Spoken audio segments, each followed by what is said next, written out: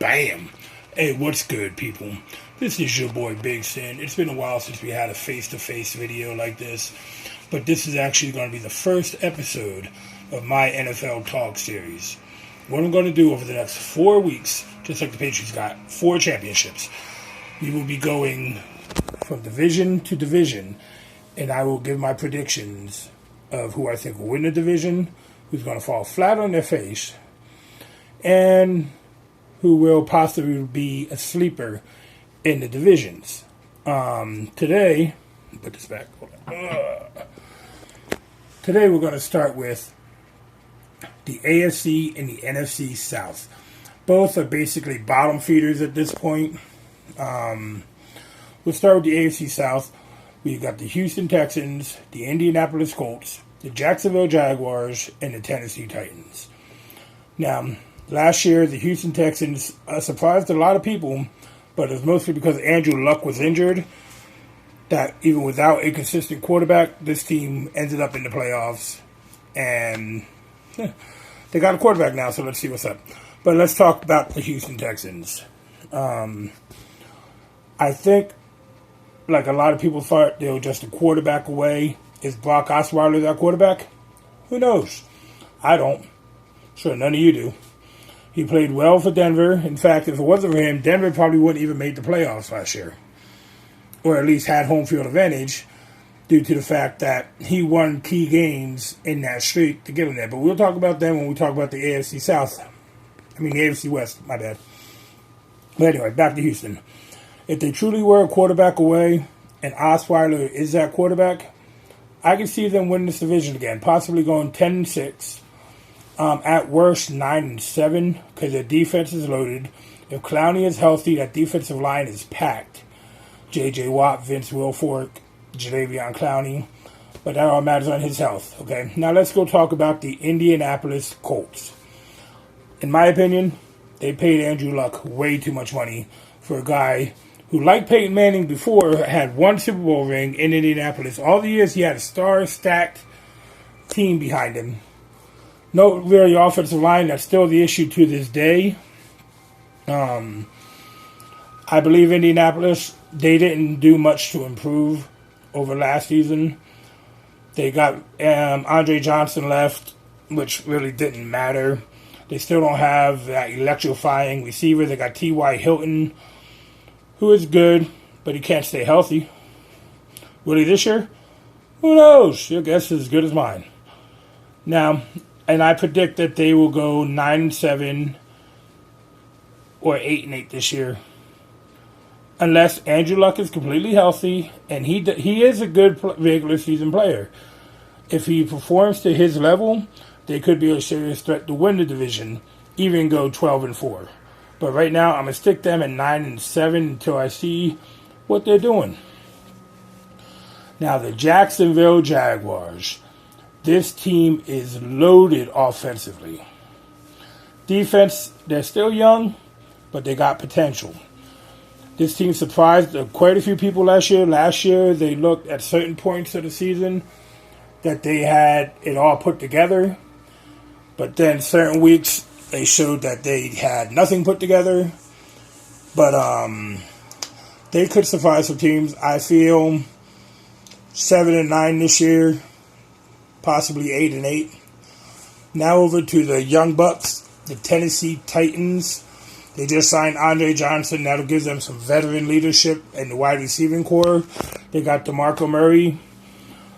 They got Derrick Henry. Their running back core is pretty loaded over there. How Derrick Henry will do in the NFL, nobody really knows. But if him and Murray stay healthy and they become a good 1-2 punch, they could be dangerous in a couple of years. Marcus Mariota had some bright points last year, and he was injured a couple times, so stays healthy. We'll see what he does in his second year in the offense. I'm looking for them to be in last place in the division, probably 4-12, 3-13, maybe 5-11, somewhere around there. Okay, now let's jump over to the NFC South. Oh, Lordy, this division has a lot of talent in the division that none of them could put the shit together. except last year, the Carolina Panthers, who weren't supposed to do jack shit, were predicted to go 2-14 because they lost their wide receiver, Benjamin, and they end up going 15-1 and actually going to the Super Bowl because they played like a team. Now, they lost Josh Norman. To me, that's not a big loss. If you watch any of the videos of training camp over in Washington, where he is down, he is still getting burned in one-on-one situations against speed wide receivers. Pierre Garçon and Deshaun Jackson are leaving him in the dust, and that has been his problem. He cannot cover people one-on-one. The only reason he succeeded, and I don't know if you want to call it success, against Odell Beckham is because he was in Odell Beckham Jr.'s head last year and caused Odell not to play for the team. But let's break it down. Carolina. Okay. This team will be good. They get Benjamin back. Hopefully he's healthy this year. Their defense is still stout. Cam Newton is still Cam Newton. You're going to get the explosive plays out of this team that you had last year.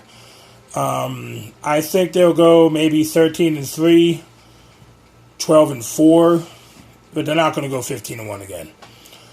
And next, we'll talk about the Atlanta Falcons. This team started out like a house of fire last year, and then rolled up into a ball of shit in the corner. What's up, Matt Ryan? You do it every once in a while, you do it here and there, but you don't do it all the time, my friend. This is your proving ground, man. You got Julio Jones. You got probably the best wide receiver in football in Julio Jones. Arguably.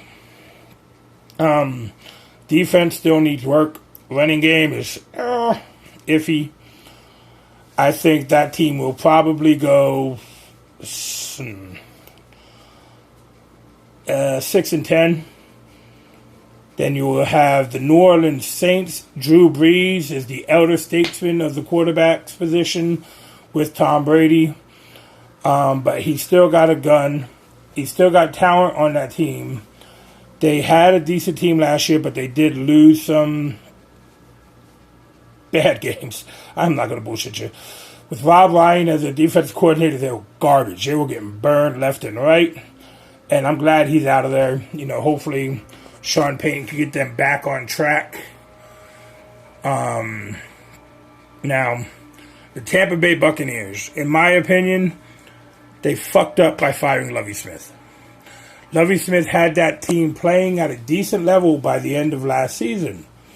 And how some coaches in the NFL still have jobs and this man doesn't, it baffles my fucking mind. I'm a fan of Lovie Smith and his coaching style, and I thought he had the Tampa Bay Buccaneers turned around into the right way to be for what they needed to do. But then to a new head coach who was the offensive coordinator last year, which is cool for them. Jameis Winston loves the guy. That dude is a superstar waiting to happen. He's got the gun. He's got the weapons around him. If Doug Martin can stay healthy, that team could really be a black sheep. I am predicting that they go about 7-9 or 9-7. There'll be 2 games in there that'll be really close. If they play to win, they can win.